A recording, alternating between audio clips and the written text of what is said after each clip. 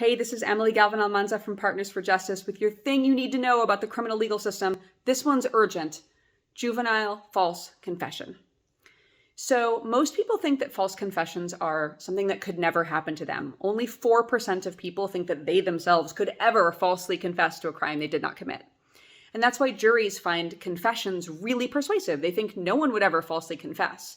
So actually 88% of jurors surveyed said that a confession is a crucial deciding factor in finding somebody guilty. But what if confessions are actually way less reliable than you think? So it turns out that the police interrogation process is not designed to find truth. It's designed to get confessions. Police can keep people there for long periods of time, make them uncomfortable, pressure them, and even lie to them, saying things like, oh, if you just sign this confession, it'll be fine. You can go home. I'll talk to the DA. We can close the case. It's all good. It is extremely not all good. But because of these tactics, a full 13% of exonerated adults, so adults who were later found innocent by DNA evidence or whatever, had falsely confessed in their case.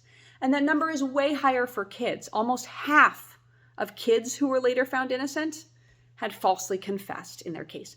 And the number's even higher for little kids. If you look at kids 14 and under, 86% of them had falsely confessed to crimes they didn't commit. 86%. So we have to accept at a certain point that kid confessions are kind of garbagey because kids will say they did a thing even when they didn't. The thing that's most likely to prevent this is the kid having a lawyer present. But for the same reasons as they'll confess, 90% of kids will also waive the right to a lawyer when they're talking to police.